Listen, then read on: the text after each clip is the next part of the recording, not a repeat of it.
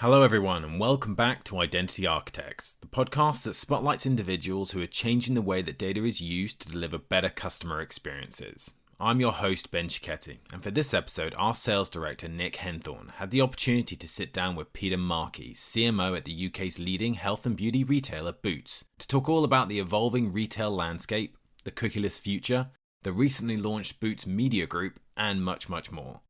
Before I hand it over to Nick, just a quick reminder to hit that subscribe button wherever you enjoy podcasts to know when the next episode lands.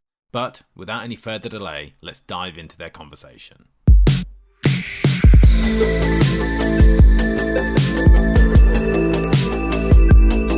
So welcome to the podcast and thanks very much for joining us. There's an awful lot to cover in today's session, especially with the importance of data and identity in the retail sector. So clearly Boots are a leader in this space. Let's get straight to it. I'm Nick Henthorn, Sales Director at Infosum, working with retailers and broadcast media partners to help them make the most of their first-party data. Pete, for anyone unfamiliar with you, could you give us a quick intro to who is Peter Markey and Boots, specifically what you do in your role there? Brilliant. Happy to, Nick. First of all, thank you for having me. Great to be with you today. I look after marketing day-to-day for Boots in the UK and Ireland. Covers everything from data through our loyalty program with the Advantage card to research insight, marketing comms, brand, data strategy, and more. Boots is a 170-year-old business, well known on the high street and particularly a growing presence in digital, with our growth being up over 100% year on year. So great business to be in, and data is really important to our business, so a topic I'm really passionate about. Well, great to hear those stats on digital growth as well. Thank you. I'm going to jump into a few questions, if that's okay, Pete. So sort of opening things up, there seems to be a million answers to the cookieless future at the moment. Lots of companies are pushing their particular solutions as the way forward. Where do you think we're going as an industry, and where do you think we'll end up? Do you think it'll be a single solution that solves for everything, like a cookie replacement, or more of a hybrid approach with a range of options being used? It's a great question, Nick. It's quite it's a fascinating time for the industry, isn't it? I think for me at the moment, evidence is pointing more probably towards something like a hybrid approach, because there are a number of solutions on the market already. There are some being tested, some are sort of fairly nascent stage. And the landscape is you've got a number of things like walled gardens that quite a lot of the big tech companies are running. So I think that I can't as yet picture an overarching solution. I think it's quite difficult in principle because you've got these different models emerging. I think we clearly want to see how all of that plays out. I think this is massively important because data is so critical to the marketing mix, and our dream as marketers is to obviously have the right product or the right message in front of the right customer or the right consumer at the right time, and data is critical to that. So I think with the cookieless future, the value therefore in the quality of what you have with your own data, your first party data, is only going to increase. And I think for brands and for media owners, that creates an opportunity to have a better and stronger value exchange with consumers than has probably been there before. So that the data exchange, but two ways, is seen to have value. And for customers, particularly, that they can trust how their data is being used, and can see how it enriches the customer experience in their lives more because of the quality and the strength of how that's used. So I think it will be, for me, the answer is going to be a bit hybrid. And I think the sort of more quality customer experience led solutions are going to be the ones in the long run. But it definitely is a watershed moment, isn't it? And I think reputations for companies will be built on the strength and the quality of what they do to build deeper relationships using data for customers. So really important moment. But as I say, I think that the more of a hybrid approach overall, Nick, I think is where we'll probably end up. Fantastic, thank you. It's really interesting that you hone in there on trust and the customer experience being key. And I think a lot of that, I absolutely agree, comes from transparency. Yeah. So I think I'd definitely agree with that in terms of transparency being one of the key drivers to the customers building that trust with organisations. And that, as you say, won't necessarily come from that singular approach to a solution. So really interesting. Thank you. And just sort of, I suppose, moving from that slightly into the wider landscape and particularly Google. So they recently announced they're delaying the changes to third-party cookies on Chrome.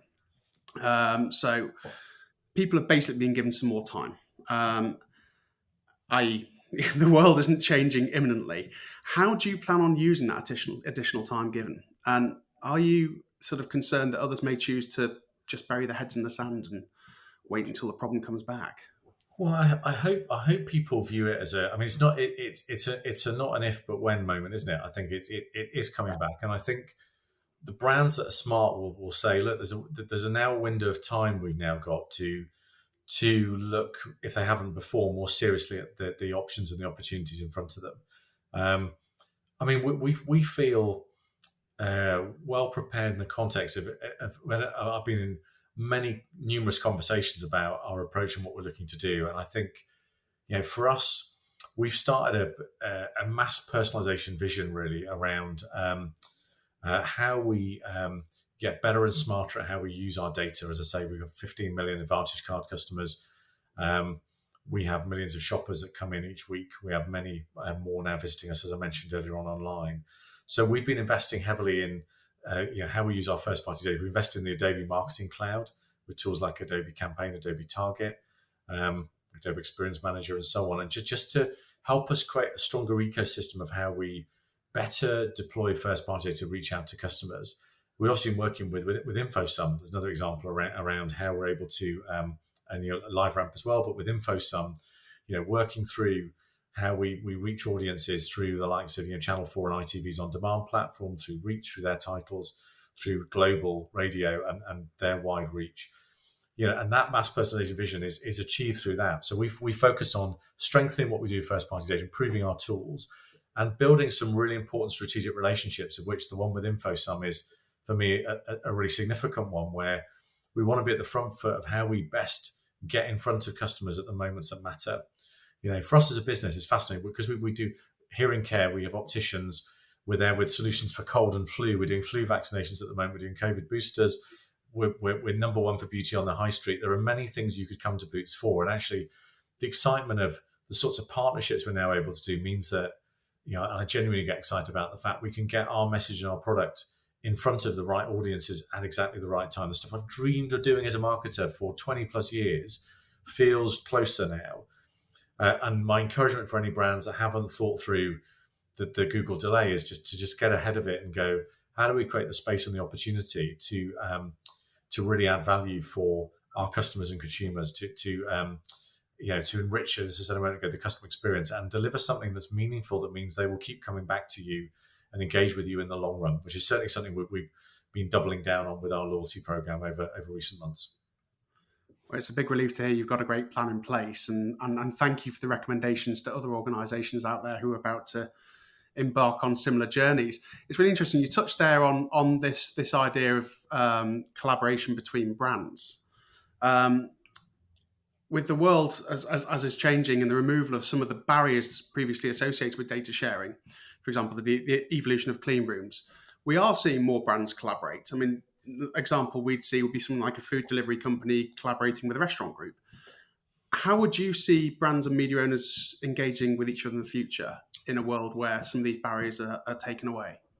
Well, I think we'll see some really interesting partnerships. I mean, I think I guess at a simple level, we've done some really exciting work with media owners over the last 6 months. We partnered with ITV as the feel-good partner for Love Island, which was a great partnership because we were able to run that through what we did with InfoSum, but also run that through, just more traditional broadcasting with ITV. Our products featured in the show, so you could literally shop the show, buy what was in the show as you were watching it. We had an almost 24/7 social media operation around the program. And I just think there are opportunities opening up where you can connect people with brands through media owners in new and different ways. Now, Love Island is probably a positive extreme example, but I think that there are ways where, because of the immediacy, say with a platform like InfoSum, where you're connecting audiences, I think there's something really interesting around the level of insight you can bring and how much better you can get at delivering an experience, and the closer you can get the consumer to the solution of what they need. And I think that's where Love Island became really interesting, because it was literally, you could go from, God, wow, I want that thing, to you can get it, as opposed to I'm going to have to Google what was so-and-so wearing at 9:52 p.m. on ITV. No, right away there you can see you could go and get that. And we had And for us, we changed how we worked on the program to get creative signed off really quickly, to get offer codes on specific products we knew would work well. And I think that speed of delivery, I think in partnership could be really key. The other one, just touching on something so much really interesting, is we've some pilot activity underway with Deliveroo, and you could argue Deliveroo are a media owner. I mean, that they're a service provider, but in terms of access to customers and data, they, in a sense, are a media owner. And that's been a really interesting partnership so far. Great business to work with, and I think has a lot of potential as a model around, again, the immediacy of getting out to consumers. And Deliveroo and businesses like Just Eat, aren't they great in the immediacy of customer need? And what's interesting for us with a business like Deliveroo is going, right, I may be ill at home and I feel ill with a cold, right? Do I really want to get in my car and get on a bus or a train and go and get something for it? Or actually, you know what, within 15 minutes, I could spend some money and I could get that to my home. There's something really interesting in that. And then the targeting of that and Deliveroo being a media owner around that gets really interesting too. So to answer your question, I think some really interesting partnerships will keep popping up. Businesses we might not think are media owners, but are media owners will emerge more. But I think it's back to that value exchange. And this one, I think, is media owners creating a situation where you can in a more relevant way get your brand in front of people, and you can connect the shopping experience to the media experience more and more. I think is really exciting, and I see signs that more and more of that will come. Really exciting, and also highly topical. If you think the awareness of not wanting to spread things like colds has become absolutely paramount now. The ability to get drugs delivered to you in a safe way without you going out and spreading is absolutely brilliant. Fantastic. Yeah, it's a definite opportunity, isn't it? And I think you're right. There's just the immediacy of things. I think we've all learned that, particularly in lockdown, haven't we, around how actually the speed does matter, and actually getting stuff brought to you in a moment of need really matters. And I think this back to that point I was making a moment ago, I think the brands that are really going to win are the ones that really understand that immediacy of response and action, which I think is really exciting. I think it's a really exciting segue into the idea of data being all about the customer as well.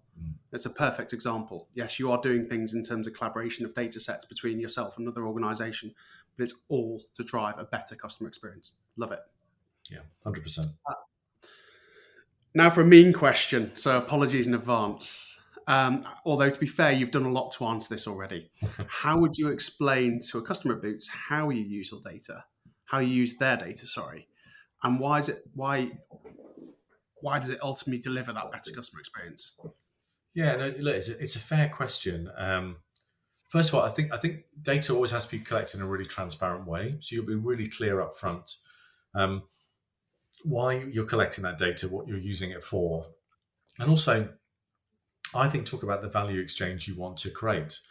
Yes, if you're sharing your data with a business like Boots, a brand like Boots, what are we going to use it for? But secondly, how is that adding value back to you?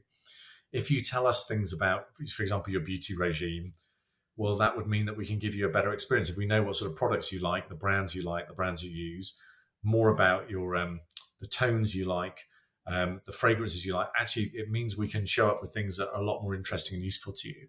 And you can see how done in the right way, and it has to be done in the right way. Health is also really interesting, and well-being around actually, sharing more around maybe goals. We do it on apps, don't we, at the moment for fitness, but there are particular goals people want to go after where Boots has a solution where using that data appropriately, we can help you with some of your life goals to sleep better or, relax more, whatever that thing could be, that we could be there to do it. And I think this is where this bit about value exchange becomes really important.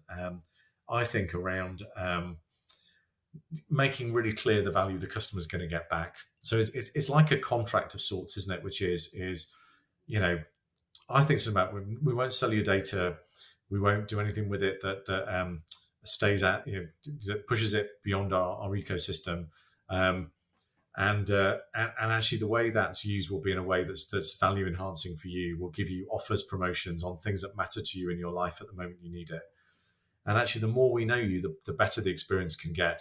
So as a business that deals with every aspect of people's lives at Boots, the fact that we can know you better to serve you better, is I think really, really key.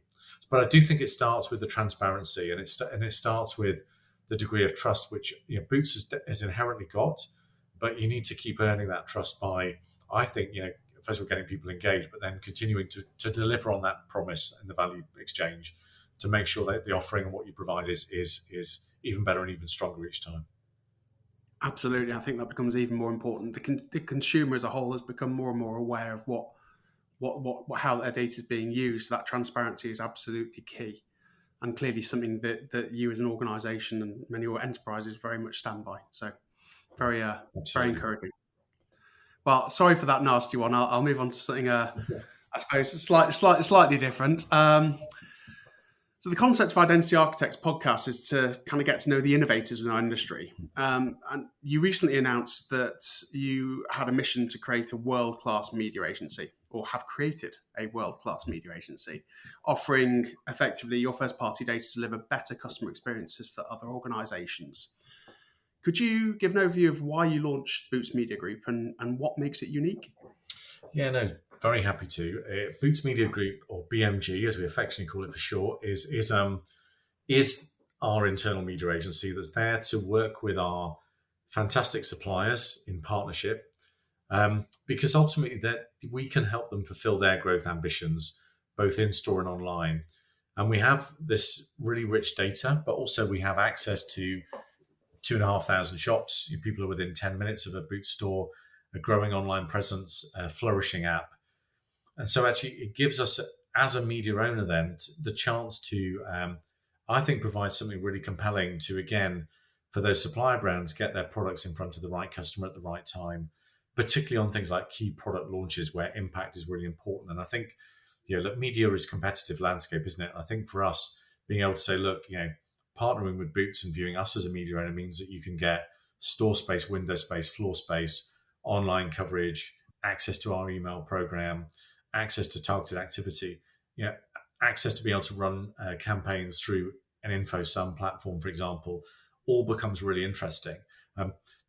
And we've partnered with an agency called Threefold. So we've made the call to get an external agency to in fact, we two-peat some of our people in our existing partnership marketing team in to create that new Boots Media Group. We've got 50% more resource coming through from Threefold, so it's a bigger entity within Boots Media Group. But we're together injecting more investment into how we measure, new tools we've got, enhancements to our data. So it is a really strong offering. And the idea, as you've rightly said, is that this is a world-class media agency offering, and suppliers look at us as strong as, if not stronger, than the media agencies that are working day to day. Look, the desire is not to replace a traditional media agency. This is not come look at us, we're here to challenge. It's not about that. It's more just we're a very strong alternative for when you're launching a product or looking to grow a product. There are channels through Boots and channels through partnering with Boots on data that opens doors that because the nature of who we are with a media agency, with the brilliant asset, they've got brilliant assets, but they don't have the assets we've got. So the uniqueness is the assets, the uniqueness is the skill we've got, and the improved measurement and strong relationship management. So that's a really exciting proposition. It's one of the most exciting things I've worked on since joining. And the supplier feedback has been amazing. And we've literally just got going. So we're just towards the end of the second month and have made a very strong start. But as with all these things, loads more great opportunities to go after. I'm delighted to hear the launch is going well. Also great to hear the common theme that underlies all of that is putting the right product in the right place for the customer. And making it, again, driving that relevance. So wish you all the best with that. And I'm sure we'll be hearing an awful lot more about it in the marketplace. Yeah. I'm going to sort of move away from some of the heavier topics onto a bit more of a quick fire question round, if that's all right. Really focusing on you. I thought I'd start with what's your earliest memory of advertising or marketing?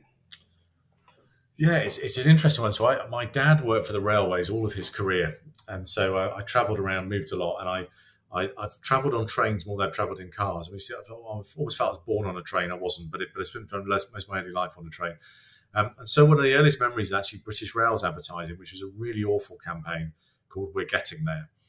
And basically it was basically a campaign in the 80s. It was basically saying, we're a bit rubbish, but we're getting slightly better than rubbish. And it's one of those awful campaigns where you go, dear goodness me, it's sort of the brief of "we're slightly less rubbish than before" is not a winning brief. So that's my earliest memory of advertising. But equally, look, I've grown up in a generation that's seen Budweiser, WhatsApp, some of the, when you've been tangoed, the Levi's work. That's all the kind of generation I grew up in, which is some quite iconic ads that just were creating what I call water cooler moments that made you stop and have a conversation and talk. And that's one of the things that really inspired me. Brilliant adverts do that. They're disruptive. They make you stop and think. They're not just wallpaper. They don't blend the background. And I've got some amazing things that I've seen that I aspire to be like all the time from iconic ads I grew up with. And I guess aspire not to be when you take the first example of your experience. Yeah, you definitely don't want to do that. You don't want to do that. I had a moment where I felt I was meeting a celebrity, and I'm showing my age here, but at the IPA, they've got the smash, which a smash, for those who don't know, is this instant mashed potato. It's very big in the 80s. You literally put hot water on this powder and it becomes mashed potato. So I'm not going to comment on the product, but that's the idea. But in the 80s, I had a robot that advertised it, and the robot is in the reception of the IPA. And as you walk in, it's like, there's the Smash robot. It was literally like I was meeting a childhood hero. So I've met the Smash robot, and my life is now complete. I'm showing my age by remembering those ads as well. So absolutely fantastic. And so moving on from that, what was your first job in either advertising or marketing? Where did you first start out? So I started my career in British Gas. I didn't fall instantly into marketing. My degree covered advertising, PR, journalism. I helped run a radio station. We did video production as well, and which was great fun. But my first job, actually, once I'd worked through the British Gas customer service experience, dealing with people's energy problems and all sorts of stuff, which was really exciting on the front line, customer service. I applied for a job in the marketing team in the British Gas head office, which is in Staines, glamorous Staines in Middlesex. I worked first of all as a marketing analyst. So I started off evaluating the performance of how British Gas was doing with its marketing campaign activity, which was an interesting way in to sort of start with looking at performance before I ran campaigns. And British Gas, though, it was just an amazingly interesting time because the market was opening up to competition. It had been a monopoly beforehand. It was just in the early emerging stages of digital. British Gas was sitting on a load of really interesting data. Didn't just do energy, had a service cover business and amazing products I had to sell. I had to sell HEC, home electrical cover, and CAC, KAC, kitchen appliance cover. So you sit in meetings going, we need to sell more CAC. We need to sell more HEC. I still remember that now. So Good Week was lots of CAC and lots of HEC, okay? So that was British Gas. But just amazing place to start and amazing place to learn about marketing, using data and connecting with customers. Yeah. And I'm still in contact with much of the group of people I work with, and it's brilliant to see them go on to do bigger and better things. Amazing place to start work. Great that you started out in effectively data analytics as well, and also kind of relieved to hear that Boots Media Group's been shortened to BMG and not CAC. There's there's three attractions that just don't work and some that do.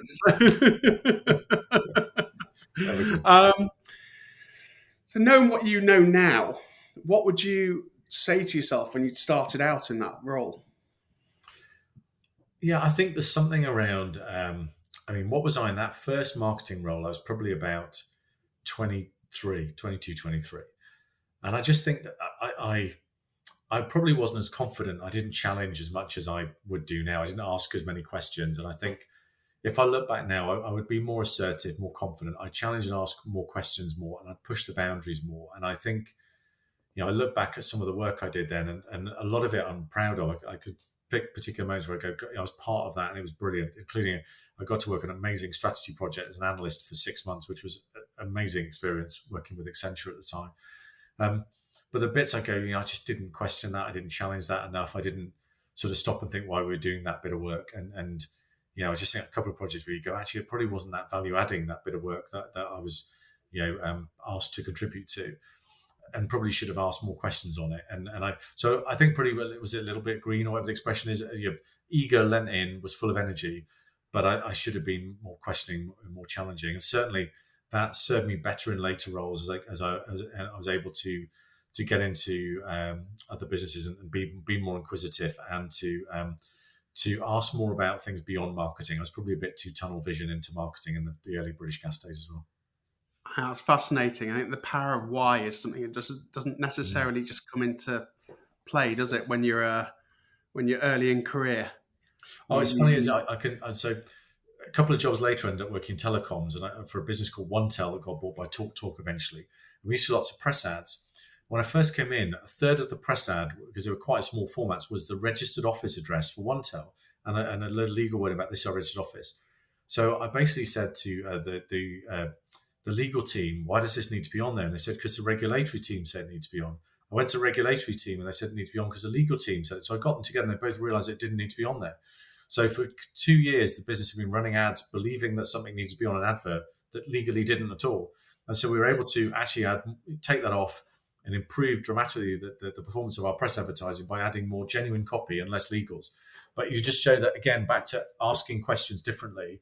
The younger version of me would have come in and just accepted that that was what needed to be the case and gone, oh, of course, it must be that, as opposed to going, is that really right? Should we really do it that way?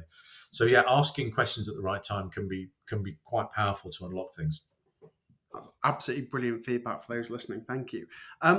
Just thinking about industries, you've worked across utilities, telco, insurance, obviously more recently banking. What do you love about the industry you're now in? What do you love about retail?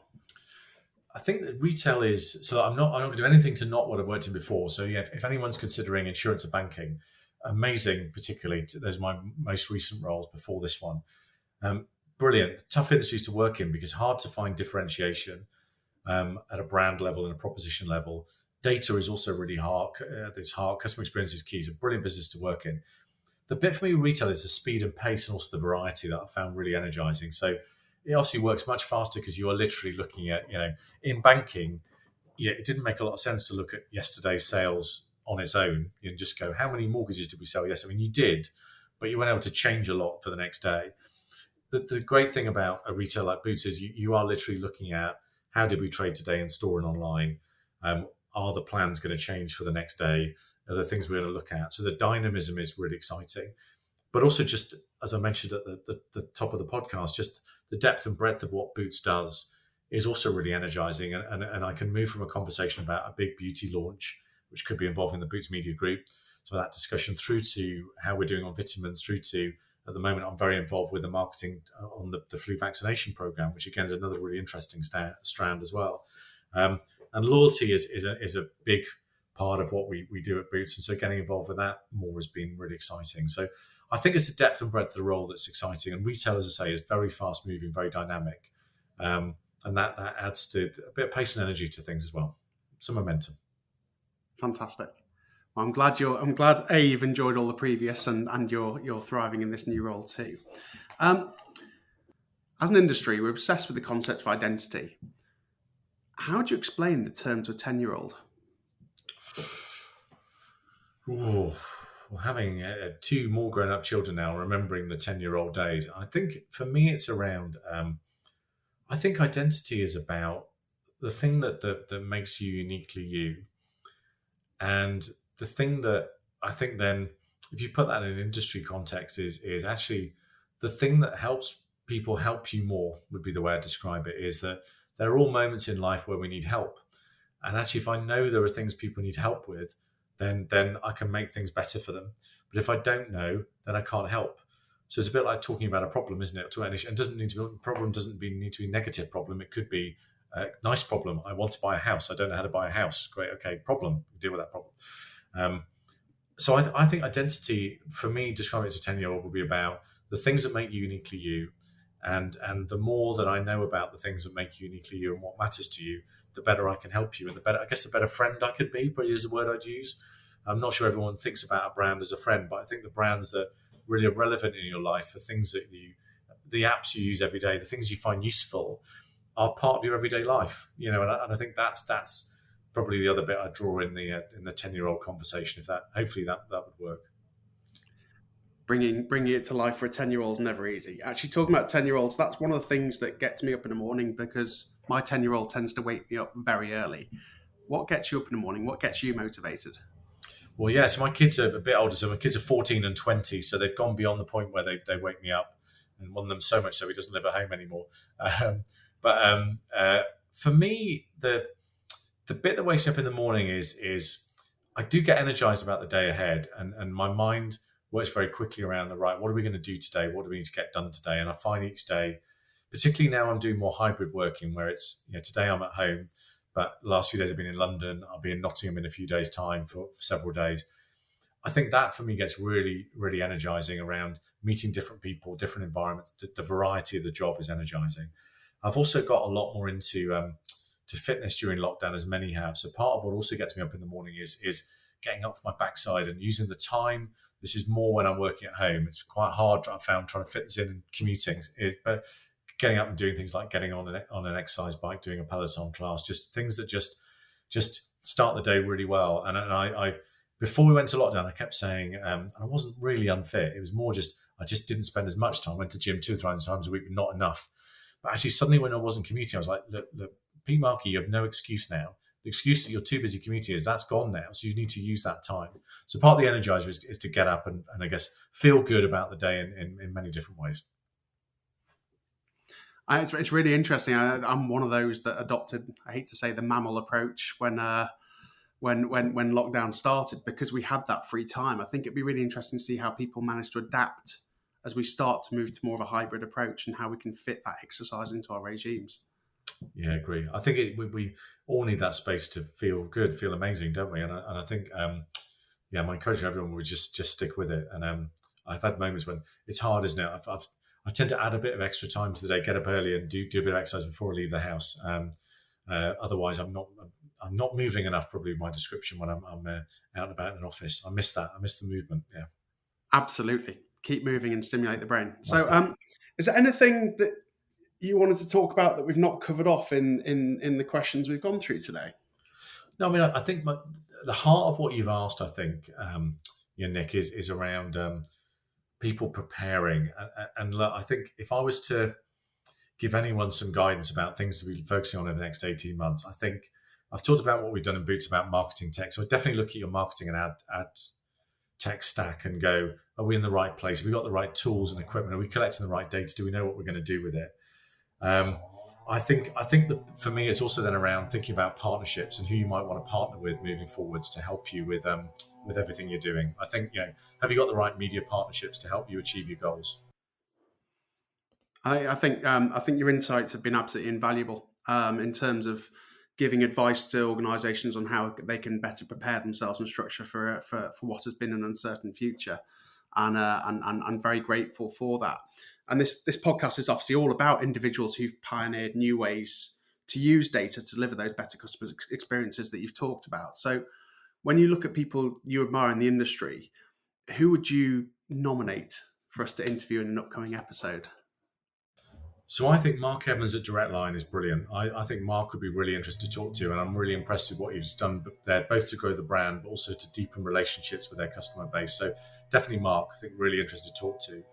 Tony Miller at WW, used to be Weight Watchers, also brilliant. I think really interesting what he's done there with Anna and the wider team in repositioning Weight Watchers and how they're using data and creating new experiences for people who want to lose weight. So just 2 names there, but two brilliant people it's worth talking to. Fantastic. That's really appreciated. And I've got one final question for you. If there was a song that was a soundtrack of your life, what would it be? Oh, it's so many songs. I'll be very topical. So I saw the Back to the Future musical recently, and so I think "The Power of Love" by Huey Lewis and the News is still an amazing song. I've heard it on stage. And actually, the bit I skipped in my story is I was originally going to work in public relations, but I turned down that job.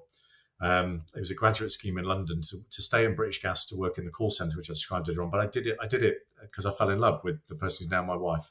So I can't get out of telling that story. So ultimately, a choice made by choosing a path of wanting to be with someone led me to completely change my career. So it's probably quite an apt song to talk about something that fundamentally changed my direction in life, if that helps. And it's still a great song. It is still a great song. I definitely agree with you there. Well, Pete, thank you so much for your valuable insights on your role, what you do, your experiences, and the advice you've given to everyone listening. And also, thank you for the opportunity for us to learn a little bit more about you. Really appreciate it, and good luck with everything that's coming up with the ongoing launch of BMG. Brilliant. Thanks, Nick, and great to be with you today. Thanks for the opportunity.